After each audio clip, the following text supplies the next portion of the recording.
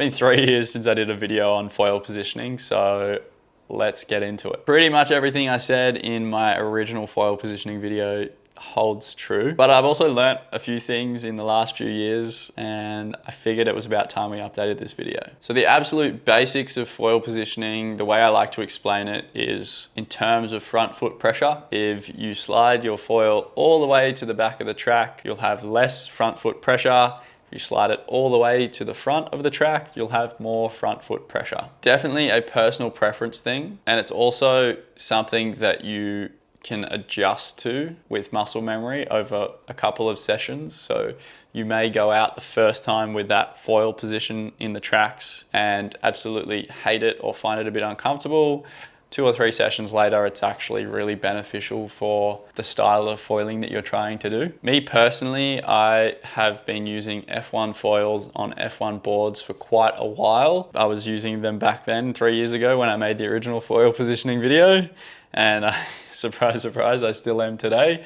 Slightly different foil and newer boards, but they still have that same feel that I really like. And I'm still running them nearly all the way to the front of the track because I like that front foot pressure when I'm winging. Something I have learnt through picking up sup downwind and playing with power wings and not having power on tap like you do with the wing is there's times where I like coming back a bit in the tracks for those sort of situations. So for sup downwind and power-wing, the new F1 boards have numbers on them, so I sneak back 1 or 2 numbers, which, 1 or 2 centimeters further back than I would when I'm winging, just to reduce that front foot pressure. A really good thing to note about foil positioning is you're going to have a much easier time with finding your foil position that suits you if you're using consistent foil and board brands together.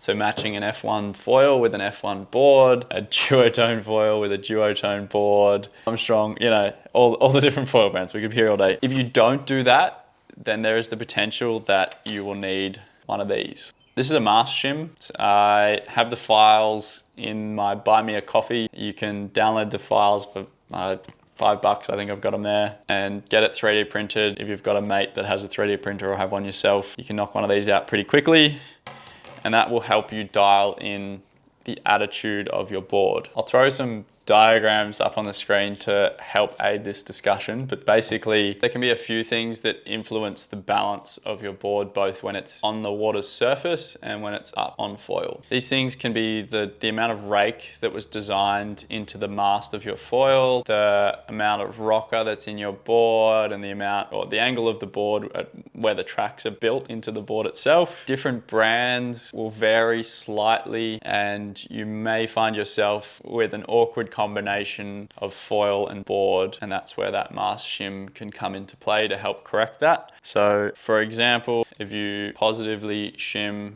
this is where I'm going to confuse myself. If you slide the shim in the front of your foil, this is a 0.7 degree shim. What that will do is essentially once you're up on foil, it's going to create more of a nose up situation. The side effect of having that shim is when your board is in the water or on the water's surface, the board's level, but you've added a shim that then is sending your mast raking slightly back. For the same wind strength, you may find that with that setup, you lose a little bit of the low end because of the angle. But if you are using the Mast shims to try and get back to neutral with a mismatched foil and board, then ideally what that's doing is it's getting your foil position or your foil rake when the board is on the water's surface to be in that ideal position, which will then also translate to when you're on foil, the board's going to be in that nice natural attitude, not super nose up or not super nose down. A really important thing to consider when identifying your front foot pressure levels by moving your mast in the track is if your board has foot strap inserts and where your foot naturally ends up based on where you've positioned your mast in the track. You may or may not have your foot straps on. If you don't have your foot straps on, I still recommend that you try and get this balance correct so that your feet naturally standing in that position where the inserts are. Not necessarily the back foot, potentially, because me personally, I don't really ever use the back foot strap, but particularly the front foot strap. If you can manage to dial in that mast position so you're comfortably standing where the foot strap inserts are, then this will help you for later on when you do eventually put straps on. And if you watched any of my other videos, you'll know that I highly recommend foot straps because they help you get onto foil a lot earlier. They give you a lot more control. They give you a nice locator for foot switches to build muscle memory and consistent muscle memory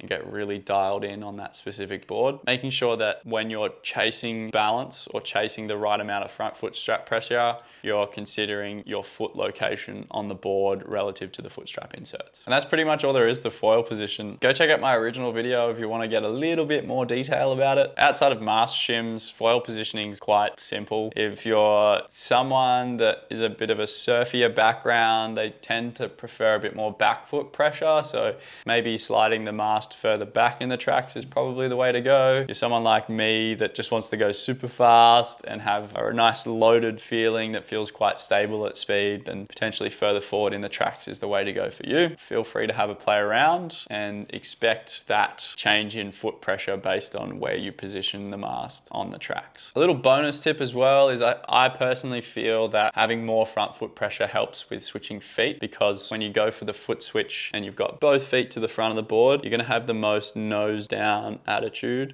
If you have more of a front loaded situation, then that's going to help counteract both feet are at the front of the board. Having that mast further in the tracks is just going to give you a little bit more forgiveness. So little bonus tip that may work for some people. And if you want to go have a bit of a laugh and see how my videos have changed and how I've changed in the last 3 years, go check out my foil positioning video linked here and in the description. And I also think you'll like this video, so go check that one out as well.